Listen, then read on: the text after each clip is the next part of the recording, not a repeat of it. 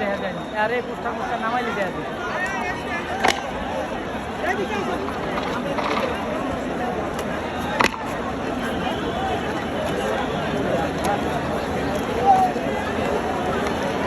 গাছ